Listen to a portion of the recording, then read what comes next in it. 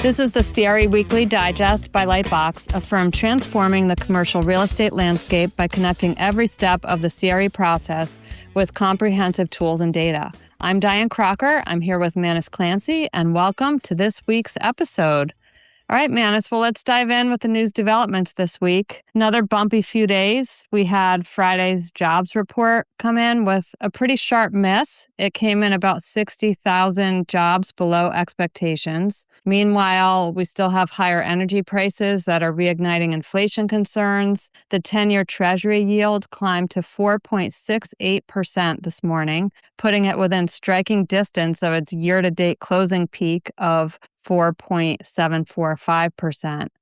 And despite that move, the interest rate expectations haven't shifted all that much. Traders are now pricing in roughly an 81 chance that the rates will end the year higher than where they sit today. And that 81% is up just slightly from 77% on Friday. So one quick note before we get going, we're taping this episode a bit early this week because I'm going on vacation. So we won't have the CPI and PPI reports that are coming out later this week. So we'll pick those up next time. Now, Manus, I know you stumbled on some commentary from economist Mark Zandi arguing, like you did last week, that despite those 81% odds, the Fed should not hike. So maybe the Fed will listen to you and Mark. Do you want to start there? That sounds like a perfect place to start, but I do want to get back into the oil prices and the interest rates before we cut over to deals of the week and other things. I was watching Mark Zandi yesterday, I think it was on CNBC, and he made a very full-throated plea for the Fed to not raise interest rates. He noted, as we have been noting for several months, that this jolt that we're seeing in inflation is completely driven by oil prices. It's not driven by an overheating economy. There is no need right now to hike interest rates. So for a while there, I felt like I was the lone voice in the wilderness. It feels good to be joined by somebody of Mark Zandi's stature, the longtime chief economist of Moody's, a regular participant on CNBC, and at times a candidate for the head of Treasury. I know he's been in that mix before. So I welcome the company, that's for sure. And I think he was spot on in his remarks. Yeah, I agree. I have to say, listening to you talk about Mark and your own comments from last week brought back memories for me of Econ 101 classes in college. You know, the textbook case there is you raise rates when the economy's overheating, when you have too much demand that's chasing too few goods. So if you have things like, the ingredients, strong GDP growth, very low unemployment, huge wage gains, robust hiring, robust consumer spending, inflation above target. If you check all those boxes, then yes, you raise rates and you try to cool things off. But we're just not there. And what we saw in Friday's jobs report is that we're not seeing widespread job creation. So I tend to agree with you and now Mark that a rate hike would just really punish the economy and wouldn't solve the problem. But 81% of folks think that we will see a rate hike. So we'll see. Well, maybe Mark got the idea from you and I. And in that case, I wouldn't mind getting one of those nice little Moody's golf shirts that you see people at the conferences, if that happens to be the case. I don't know. Maybe we'll have to line up Mark for a guest in September, right before the Fed meeting. Well, certainly. I hope he listened, and I hope he got the idea from us. That would be quite a feather in our cap, somebody of his stature thinking like we do. As it is, I think it's a feather in our cap that somebody of his visibility and presence and track record thinks the way we do, and that we're not alone in our thinking that the Fed would be reckless in raising rates at this point. Going back to your demand idea, I think that there is no demand right now for certain items because people can't afford them. Certainly in the housing area, that is true. I think that's why the home builder sentiment is so in the dumpster.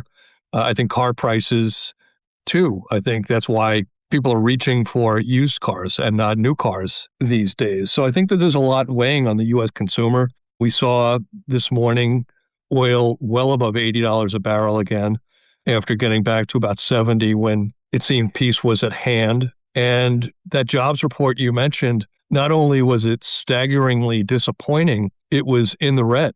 We saw job losses last month for the first time in as long as I can remember. I think we had 23,000 jobs lost last month. And that's obviously not the sign of a healthy or growing and certainly not an overheating U.S. economy. So I think there's a lot to unpack these days. I think we are no better off than we were last week or the week before or the week before that in terms of the end of the war decreasing oil prices, lower CPI prints, and accordingly, I think now is not the time to pile on if you're the Fed. Yeah, agreed. I want to also make mention here of something else I read on LinkedIn today, and it came from Richard Hill, who you had as a guest on this podcast. And it was interesting. He wrote this morning that the 10-year approaching 5% now, that it's psychologically and mechanically an important line. And the point he made there was, you're looking at like average 5-year NOI growth forecasts of about 3.4%. That's an average across all property types. And that's going to be insufficient to defend value against a higher discount rate, against rising financing costs. And having that yield at 5% really raises the bar. And that leaves investors really thinking, how can we maximize NOI growth? How can we be selective to make sure we're making smart decisions? Because if there's little cap rate compression, then NOI growth is the only thing that's going to save you from valuation headwinds tied to those high rates. And so it challenges investors to think, where am I going to get the most durable cash flow? Is it going to be with grocery stores? Is it going to be with warehouses in a hot market? Is it going to be in an apartment market where the supply demand is more in balance? Or, we've been seeing, I know you have a bunch today, a whole swell of senior housing deals happening as well. I thought it was a noteworthy remark on LinkedIn by Richard Hill today. He is quite prolific on LinkedIn, and he's quite prolific with the research that he puts out for his firm, Principal. And I tend to think he and I generally think alike. And for a long time in his musings, he was kind of saying that not interest rates don't matter, but smart investors will be able to make money in higher for longer if their business model doesn't count on the 10-year going from 475 to 375. And I agree with that 100%. He would somewhat, to a degree, dismiss the concerns 430, 450, 470. He was basically saying there's opportunities out there all the time if you know where to look and you stick to your knitting and you know what you're doing. This represented kind of a change of tone for him, that if we do get to 5%, you're really talking sizable negative arbitrage on what your rent growth is expected to be versus what you're financing your purchase at, right? If you have a 5% 10-year treasury, your all-in cost is probably close to 7 at that point, at least 6.5.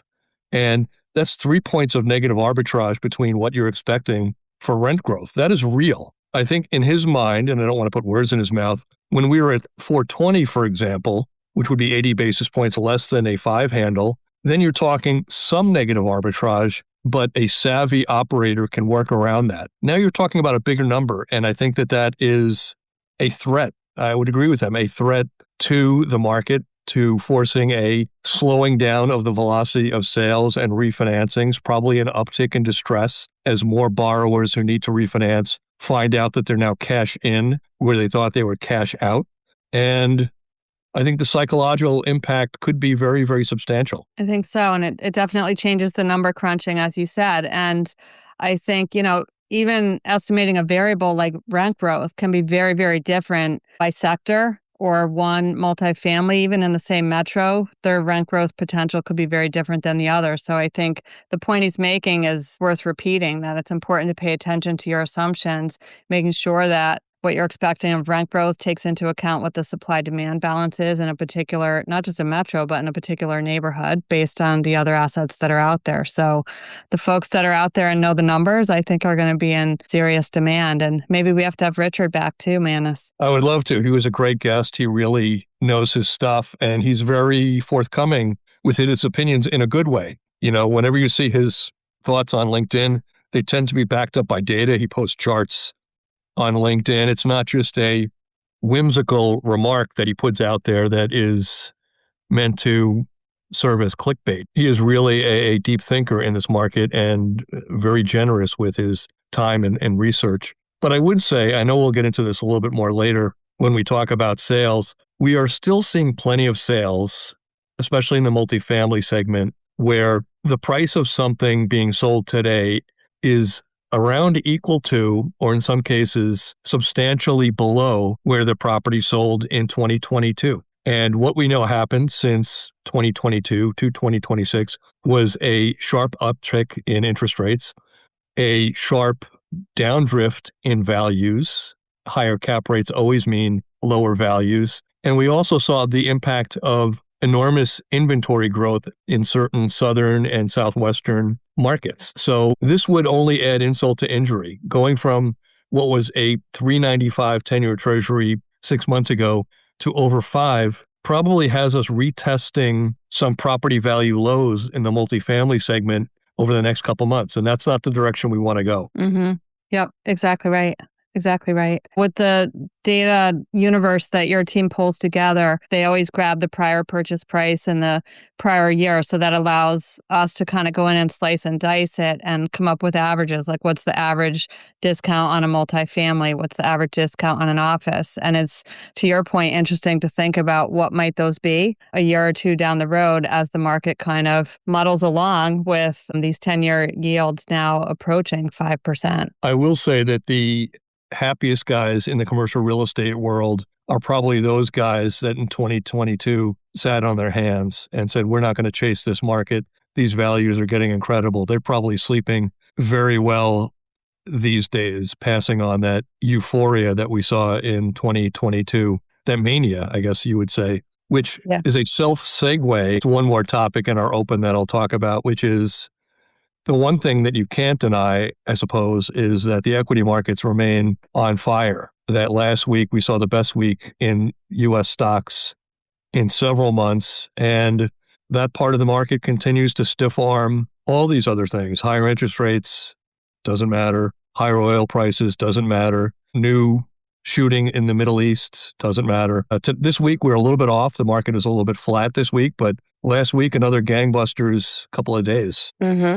Very true. So hopefully those people don't live with regret like the CRE buyers in 2022. And now we will turn our attention to this week's Data Dive, brought to you by Dianne Crocker, as it is every week. Thanks, Manus. So I have some new data on the transactions climate in July. Last week, of course, we talked about the July Activity Index, which fell a bit for the second straight month. The index is compiled from early indicators of commercial real estate momentum. And then one of the clearest signs of confidence on the other side of the fence is, are investors still actually closing deals? And based on the first round of July data from your team, Manus, the answer is yes. June was a pretty standout month. There were 1,687 transactions, and that was up from about 1,200, 1,300 in April and May each. For the full second quarter, deals were up 12% over Q1, and now the preliminary July number is already at 1,665. So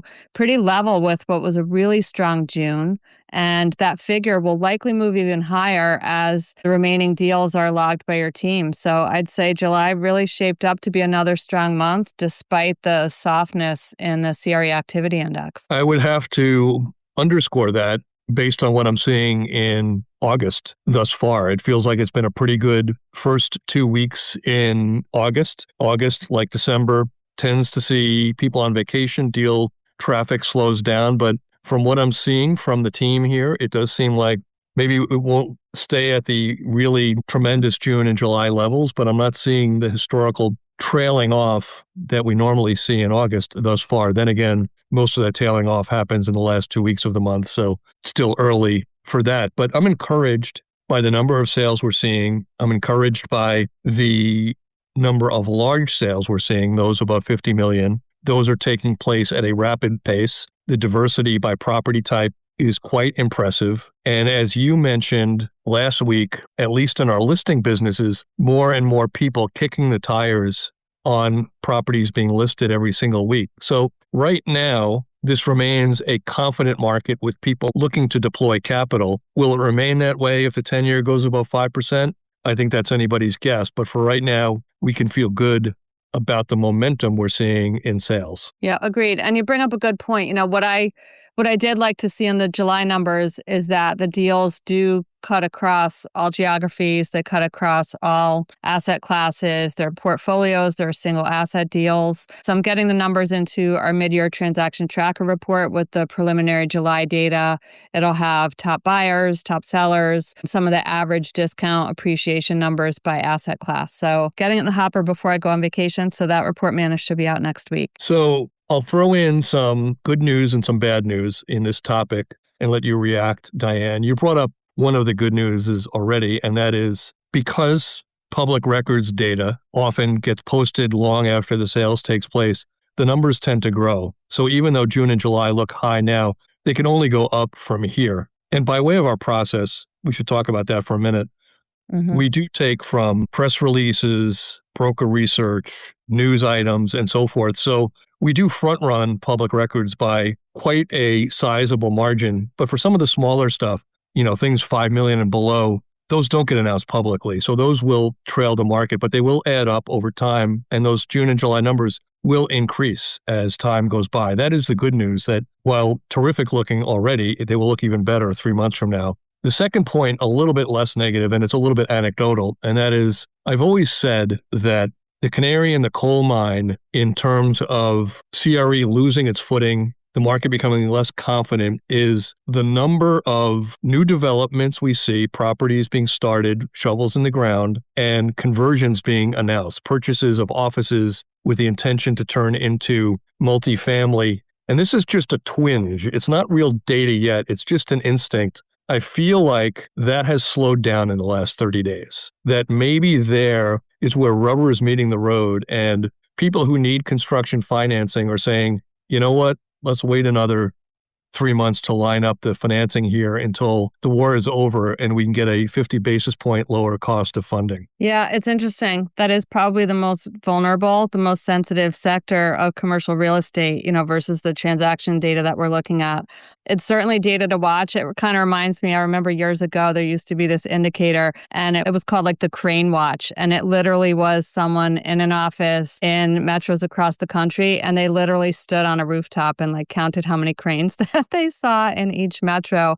And then they ranked them based on how many cranes were there. And it was really interesting and kind of unscientific, but why not? The world is full of these alternative metrics that I think are amazing. For the people that find them, latch onto them, and utilize them. I remember I had a client once that used to track the number of flights coming from Tokyo to Hawaii and how full they were, because that was a sign of buoyancy of the hotel market in Honolulu and other places in Hawaii. Was the foreign tourist heavily represented, moderately represented? We talked to our guest, Jeff, who talked about whether the cars in the parking lot of the mall were leaking oil or not, right? Were they high-end cars, people driving Mercedes that were going into the mall, or were they driving 14-year-old Dodge Darts? I don't know. And I always find that very fascinating. The guys at Placer AI that track the foot traffic at all the various retailers. It's a very interesting science, and I love hearing about all these alternative uses and discoveries of data. Me too. Some of them are pretty clever. I don't know if you saw last week, there were headlines about currency index that was all built around the price of Big Macs around the world. And it was a way to test which country's currency was stronger than others based on what the going price was for a Big Mac. I don't remember the specifics or who came out the strongest because I think I start to tune out when the headlines are about McDonald's fast food. Well, I'll take a quick detour. I was walking across Park Avenue in about 2006 with a client. This is in Midtown Manhattan. And on the corner of 50th and Park was a store selling caviar. And the client said to me, that has to be the peak of the market. When they're selling caviar retail on Park Avenue, that has to be the peak. And of course, the market was nearing its peak at that point. We got to the great financial crisis about a year later, and the caviar store was replaced with another Verizon operation or something like that. But he had it spot on that when people are talking about selling caviar on Park Avenue, it's time to hold on to your wallet. Yeah, pretty interesting. Did you get some? I'm not a caviar guy, I have to say. It doesn't do much for me. So at the same time, I think somebody else nearby was selling gold coins out of a vending machine. So There was a lot going on in 2006. Those are good flashbacks. All right, Diane, segment 2 of your weekly offerings. This is the Did You Know? Let's see what you have. Yeah, so Manus, this is kind of an unusual detour away from our usual conversations. It deals with wildfires. Obviously, we're all thinking about the poor folks in Spokane that are being impacted this week by the wildfires out there. Did you know that federal officials have tracked 86 uncontained large fires nationwide as of early August, with over 5.5 million acres that are burned so far this year? The Northwest region, especially Washington and Oregon, are bearing the brunt of it. And, why am I bringing this up? It's for two reasons that have to do with LightBox. The first is we're learning as a nation, as a planet, that wildfires will keep happening. The growing frequency and severity of these, they're making accurate property data valuable to help lenders and buyers figure out, is this asset more or less vulnerable than another that might be located somewhere else? So it's why we built wildfire data into our LightBox Live platform. So what that means is that as part of environmental due diligence, investors, lenders, the environmental due diligence consultants who support them can now see data that covers 10 different natural hazards, including wildfires, to help them assess a property's vulnerability. And then the second, Manus, has to do with what happens after fires like Palisades or what's happening in Spokane now. Part of the problem is that the headline numbers don't capture the contamination that fires leave behind. So the reality is that everything that gets burned up has to land somewhere. It lands on nearby properties. I'm talking about things like asbestos and heavy metals and other toxins. And I wanted to give some attention, well-deserved attention, to our Lightbox colleague, Eric Bolins. He's been working on a really timely and valuable collaboration with Purdue University into post-fire sampling for environmental risk. And right now it's really, really chaotic to figure out what needs to be tested and where. It would be so much more organized if there were these data-driven impact maps where you could see which properties in the area of impact need what kinds of testing, what kinds of remediation, what's the underlying soil condition. Getting into the weeds here, but that kind of approach lays a framework that would make it a lot easier and a lot less chaotic to figure out where to sample and what to sample for. So it's important work from Eric and the folks at Purdue, and I wanted to just take a minute to highlight that here. This is a real passion for Eric. He is from Southern California, so he saw the fires there firsthand a year ago, and he did some terrific research at that time, which is similar to the Washington State work that he's doing right now, that really identified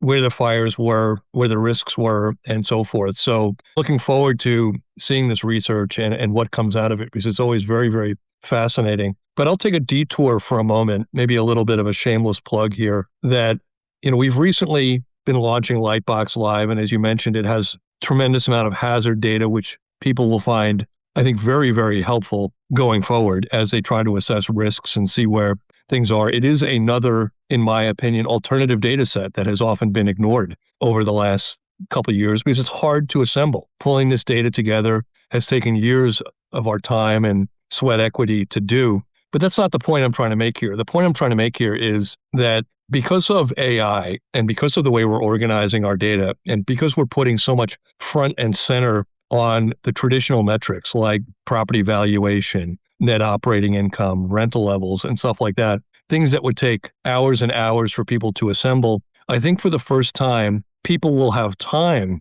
to look at these hazard risks in a way that time didn't permit years ago. I'd love to have your thoughts on this, but I think we are at a moment, a real sea change is coming where people can look at things that they always wanted to look at, but never could in the past because time wouldn't allow it. Yeah, I agree. And I think time is almost like the new most important commodity, and I remember just listening to you talk just now, I was at a summit at MIT. I don't know if they still do them, but it was an annual real estate summit. And one of the speakers, this is probably going back 5 years, was talking about property data and how disjointed it is, and he said, if I looked into my crystal ball, there's going to be a point at time where we'll get better at stitching these databases together. And once you do that, it exponentially increases the ways that you can analyze data, that you can get your hands on it, that you can make draw meaning from it, meaningful conclusions in a way that we just haven't been able to do before. And it's mind-boggling, it's exciting, and it's opening up huge opportunities for data scientists to be part of that and to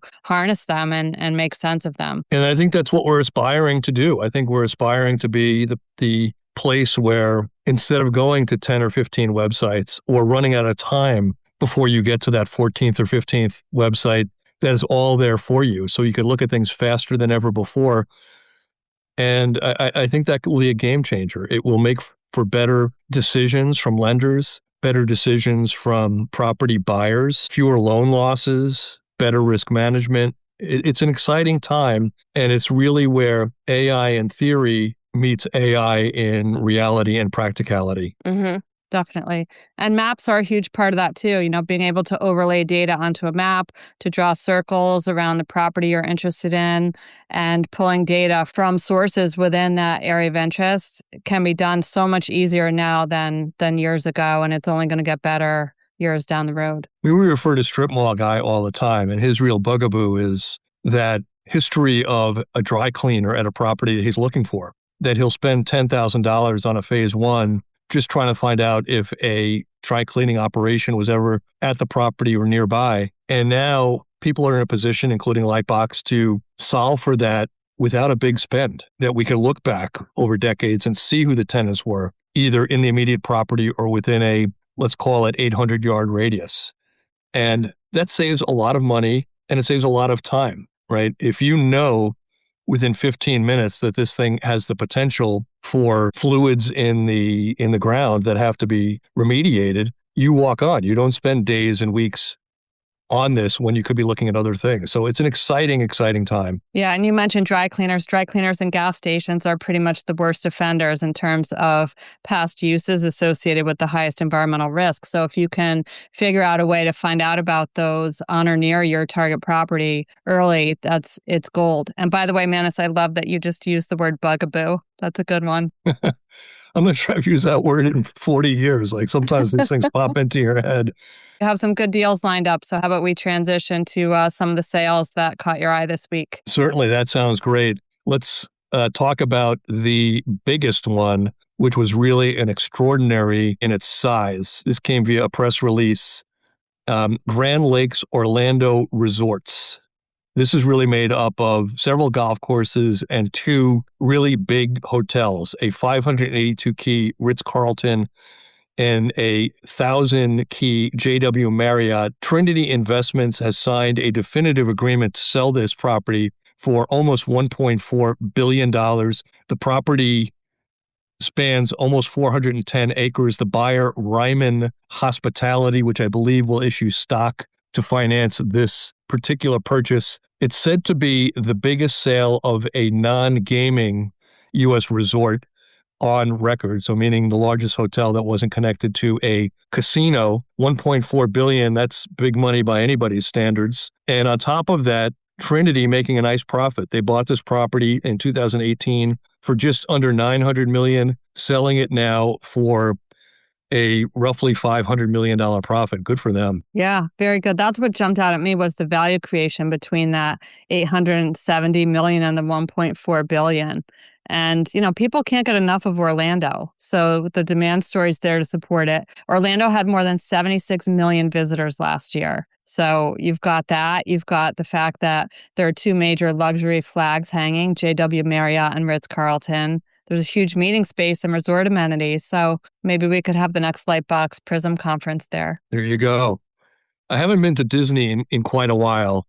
I went there several times with my kids back in the day. And the Orlando story is a funny one for me because all I ever hear from people, either on television or friends and family, is how expensive Orlando and Disney proper have gotten. And yet it's the place where people keep flocking to regardless of price. The inelasticity of the price hikes versus the number of visitors really is incredible. Yeah, it's the ultimate experience, especially if you have kids. But were you also, a Disney person back in the day? Were you somebody who wanted to go frequently? I was not growing up. I I did go with the kids a couple of times. There are workarounds for the high costs if you're strategic about it, and apps you can get and add-ons to avoid those long lines. So it's overwhelming, but it's worth it. I like it especially because I love efficiency, and Disney is the master of efficiency. So that's great too. But you have to hold on to your wallets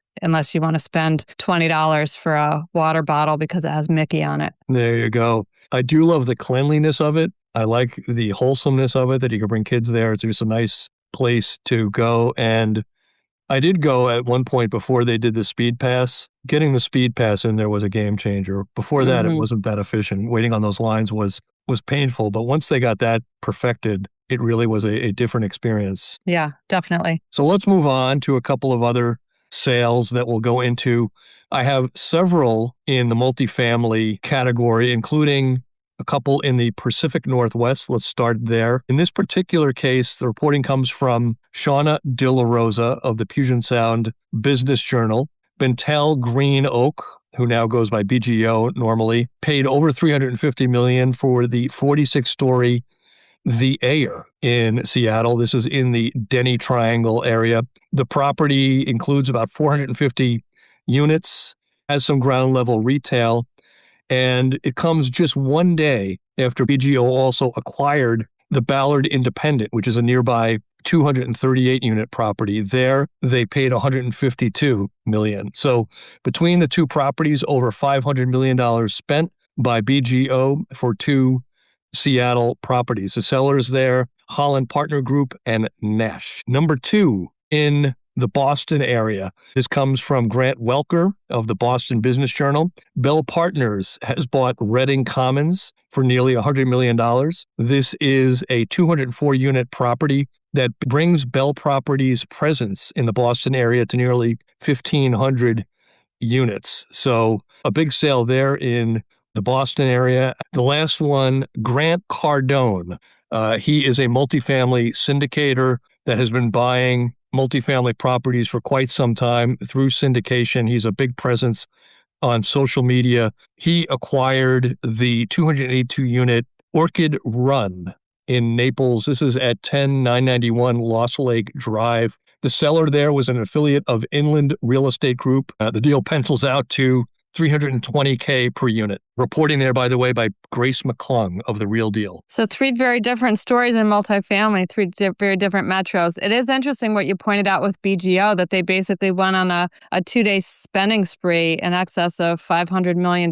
So they're feeling pretty confident about Seattle's apartment market. Boston, I think you can't go wrong buying multifamily there. I mean, it's a metro that all of the graduates, especially in New England, want to live there, but apartments are hard to come by. A lot of people living on their friends' sofas in the living room or garage apartments out back. And it's a high cost of living area, but it brings the investment for Bell Partners to nearly 1,500 units. So that's not a bad market to be in. This is really what I had in mind when I was saying before that the number of large sales that we're seeing announced in August remains quite high, that we haven't seen any tailing off due to higher interest rates. Obviously, if we get to 5%, things could change. But for right now, the market continues to plow along.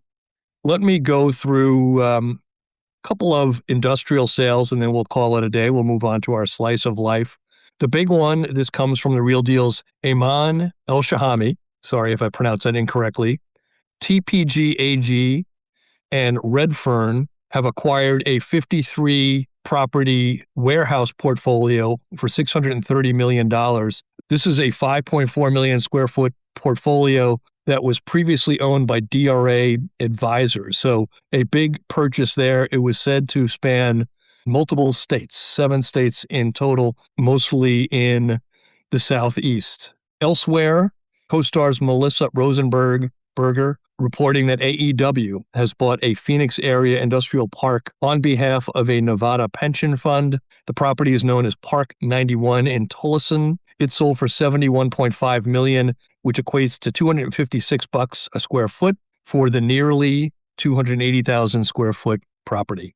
I know you have one, Dianne, as well. Yeah, thanks, Manus. I just saw it this morning. It was in Commercial Search. The reporter is Michaela Sciortino, and she reported that Bristol Myers Squibb just unveiled this massive life science project in Houston to the tune of $2.3 billion. It's for a 600,000 square foot manufacturing facility at McCord Development's Generation Park. And it's interesting because it adds momentum to a biomanufacturing hub there. They're investing $40 billion over 5 years in the U.S., and they chose Houston for this one because they liked the workforce, utilities, transportation, infrastructure. There's room to grow. And the last thing that caught my eye about this deal is that it comes on top of Eli Lilly's $6.5 billion commitment at the same development. So Houston is really seeing a lot of action in the life sciences manufacturing sector. It's one thing about the pharmaceuticals, I would say, is they've never been shy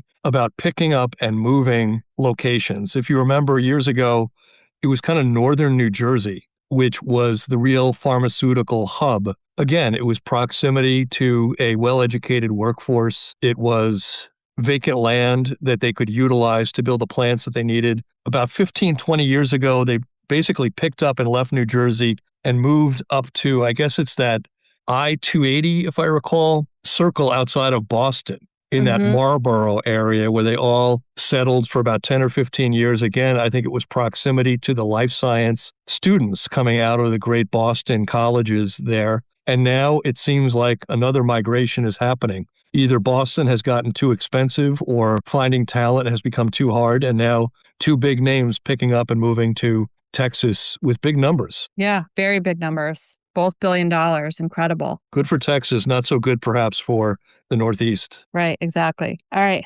Where do you want to take us with the slice of life, Manus? You always have good ideas. Well, this is the time of year where kids are coming back from summer camp. They were shipped off, at the end of the school year, sometimes to sleepover camps, to spend the next 6 or 8 weeks making great friends in the Poconos or other nearby places in the Northeast. Sometimes it was to sports camps. Sometimes it was for shorter durations than the whole summer. Were you a camp person, Dianne? Were you somebody who, took off during the summer and lived in a cabin for weeks on end? I did. I went to a 2-week camp for several years. My sister and I got put on a bus and just outside of Hartford, and they brought us up to Lake Winnipesaukee in New Hampshire, which is the ideal location for summer camp. And I loved it. It was right on a lake. It was beautiful. I remember doing races where we had to line up on a beach, and the kid in the front had a snorkel mask and flippers and had to put it on, run down the beach, put it on the next person in line, and so on. And just, it was so fun. I'll spare you the camp song, but it's etched in my memory. How about you? 2 weeks sounds like the perfect length. We would send our twin daughters away for 2 weeks to a place in New Hampshire, a place called Camp Bernadette. And it was the perfect amount of time. I wouldn't want my son or daughter to leave for the whole summer. That seems like too long a period of time, but they made great friends and had great moments up there. And I love the idea. For me as a youngster, it was always a week or two of basketball camp, hours and hours outside on steaming hot blacktop basketball courts, so hot that you could feel your sneakers adhering to them. When you lifted your feet, you'd hear this ripping noise of the rubber detaching from the hot asphalt. That was incredible. It came at a time where people didn't really think about putting on sun lotion, and you would come back quite exhausted though from those long days. It's so fun. And they didn't have the kind of sports shoes that they have now with all the padding on the bottom back then. Oh no, these were like slippers, and there was no Gatorade. There wasn't the every 20-minute water break. It was probably the sports equivalent of leaving a dog in a hot car, It's not a good idea. And nobody carried water bottles. You had to actually go to a fountain. Exactly. Good memories. All right. That seems like a good place to wrap up. Thank you to our producers at Bruning Media.